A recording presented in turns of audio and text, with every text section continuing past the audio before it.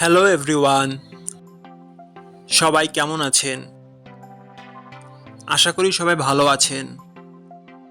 বন্ধুরা, আমরা সবাই জানি যে টাকার রেট ভিন্ন ভিন্ন। মানে কোনো দেশের টাকার রেট বেশি, আবার কোনো দেশের কম।